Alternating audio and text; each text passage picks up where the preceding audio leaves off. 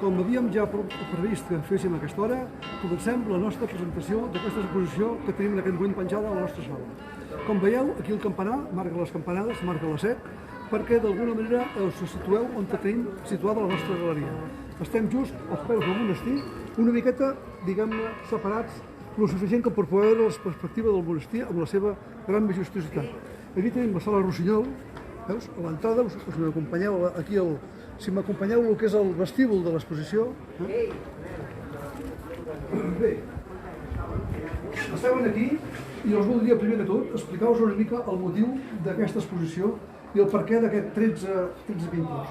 A la sala Rossinyol vam inaugurar un dia 13 de maig, ara farà 35 anys el proper maig, i aquest número 13 ha estat sempre per nosaltres quelcom important. Vol dir que d'alguna manera volem fer marcar aquest 13 amb aquesta exposició, per això la denominem 13 pintors, 13 estils.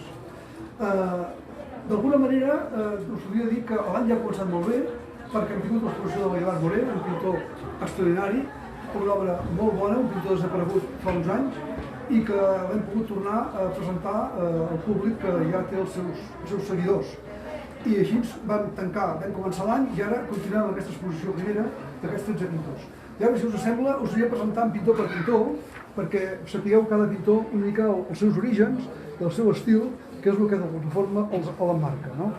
Tenim el Joan Abelló, que va néixer a Mollet el 1922 i va traspassar el 2008, comença a pintar de forma autodidacta, influenciat per l'obra d'en Joaquim Mir, de qui aprèn la virtuositat del color.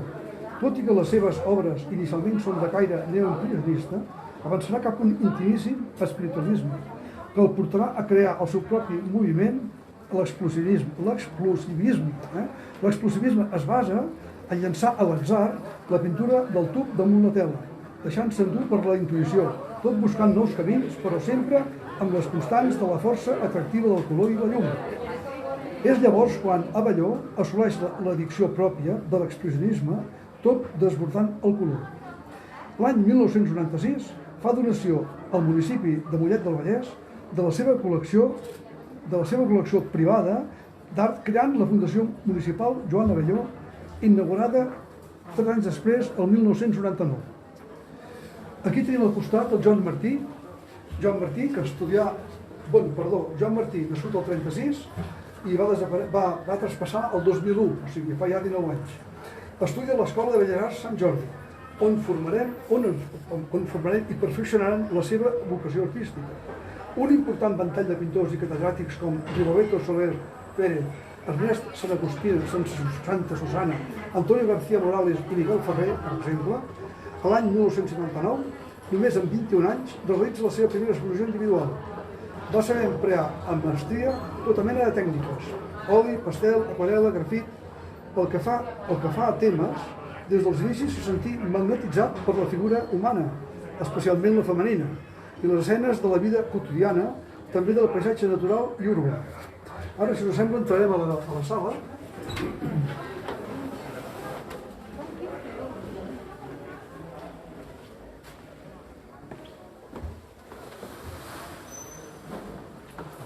Bé,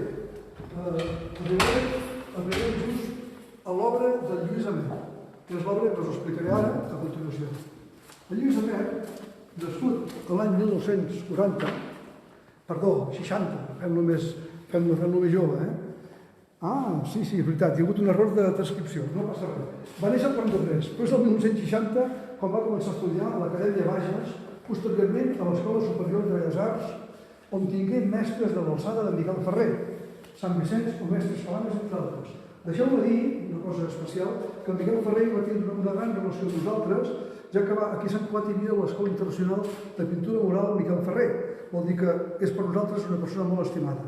En un futur segurament farem una exposició d'ell. Les obres de Mer són plenes de colors brillants i pel que fa a la llum se'l vincula a l'escola mediterrània.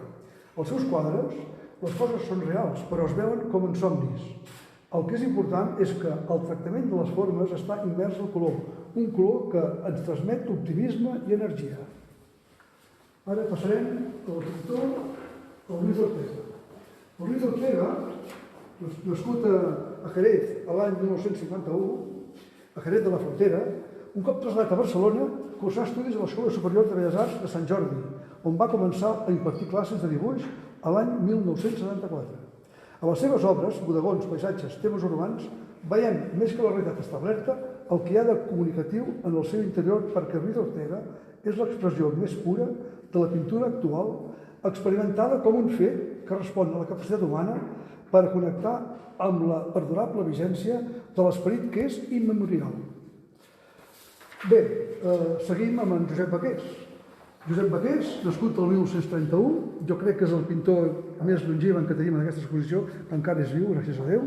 Va ser catedràtic de l'assignatura de disseny gràfic a l'Escola Oficial de Publicitat de Barcelona i professor a l'Escola Massana. Muntà el seu propi taller, l'Estudi Baqués, on ja destacà el seu esperit creatiu, pel qual va rebre diversos premis, Delta de Plata, 1962, i el Laus de Disseny, el 1971. No és fàcil descriure l'estil d'en Josep Baqués. La rigorosa formació tècnica, la capacitat imaginativa i l'estil molt personal i original, alhora que suggeridor i sensible, seran els trets més característics de la seva obra.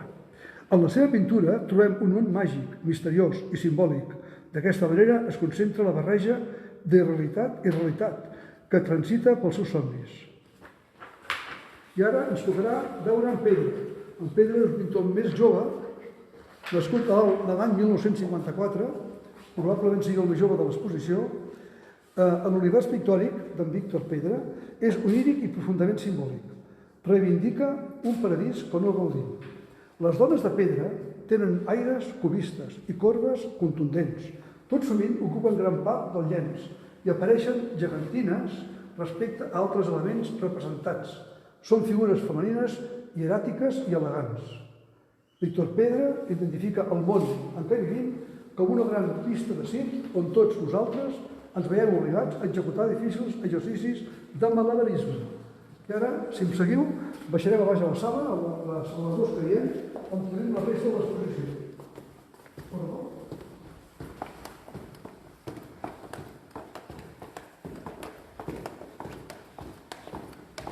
Bé, hem de parlar de la Maria Dolors Rec. La Maria Dolors Rec és l'obra que es caracteritza per la llibertat en les formes dins de l'entorn eteri. Els temes florals són els que tenen major protagonisme en els seus quadres, on sempre predomina una sensació de moviment. Treballa bàsicament l'acrílic i la tècnica mixta. Seguim amb l'Eduard Malvei.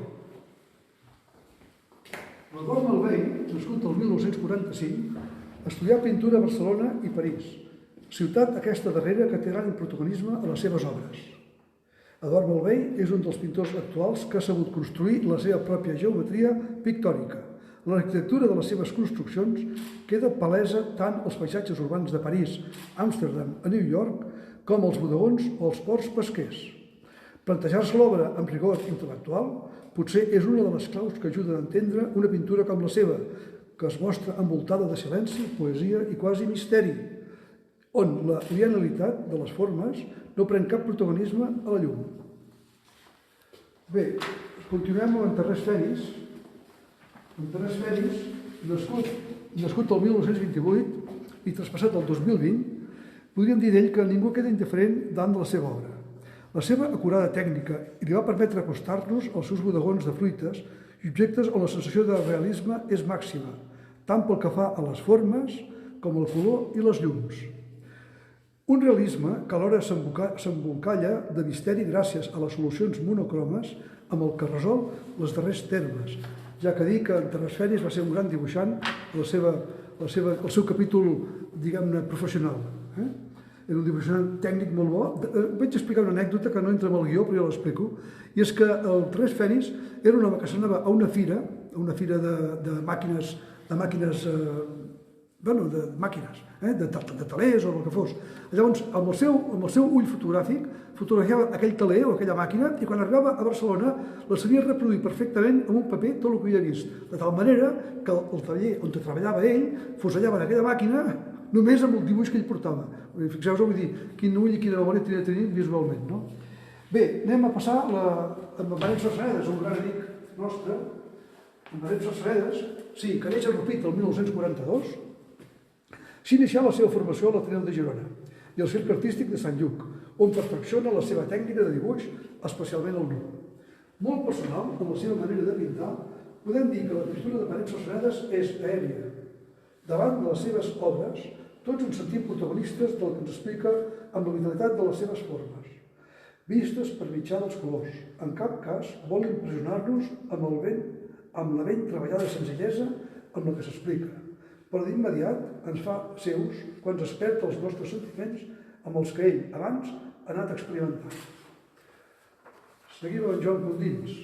Joan Condins, us diré per començar que va néixer el 29 i va traspassar el 2001 i estudia a Llotja i a l'Arrel, Cercle Artístic de Sant Lluc.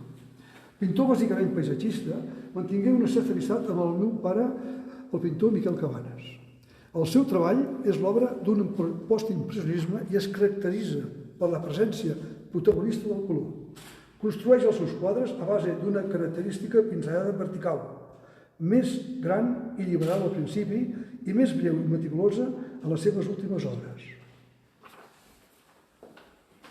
Tenim un amic nostre també molt entranyable, del que vam publicar un llibre de la seva obra, que és l'Amadeu Casals. Va néixer el 1930 i va morir el 2010. Es va formar d'una manera autodidacta. Es va iniciar en la pintura a la fi dels anys 50. Va realitzar la seva primera exposició individual el 1953. A les seves obres, Amadeu Casals esquematitza tant com pot perquè sigui la llum la qual parli amb tota la llibertat del blanc del paper i dels colors actius de les formes. Així la seva comunicació és total. La seva aquarel·la s'allunya de la tradicional, però no els temes dels ports, marines, bodegons i paisatges urbans, també interiors i terrasses són els que ocupen les seves col·leccions de les seves obres. I per acabar aquesta exposició, el número 13 d'aquesta exposició seria en Teixidor, Gaietà Teixidor, exactament. Nascut el 1930 i encara és viu actualment. Gràcies a Déu. Vol dir que queden pocs, però aquest és un dels que encara està, podem trobar-lo al seu estudi. Les marines són els protagonistes de l'obra de Gaietà Teixidor. Nascut a Calella, la influència del seu entorn és més que evident dins del seu treball. Barques varades a la sorra, les aigües del mar i les llums de la Mediterrània omplen l'univers pictòric d'aquest artista d'estil realista. Bé,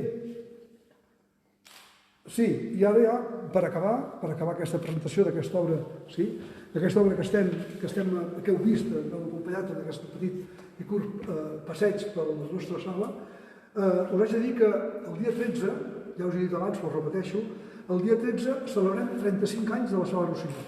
Vol dir, és una data molt important i per la qual tindrem amb nosaltres la entranyable pintora Pilarín Bayés. Serà una pintora la qual està preparant obra ja, no l'està preparant perquè és una pintura, la seva és bastant lenta, sinó que ja la té preparada i que contem que el dia 13 de maig sigui una fita important per celebrar aquest nostre 35 aniversari. Us dono les gràcies a tots per haver-nos escoltat i al llarg d'aquesta exposició us anirem donant fragments d'aquesta mica d'explicació que s'han donat. Moltes gràcies.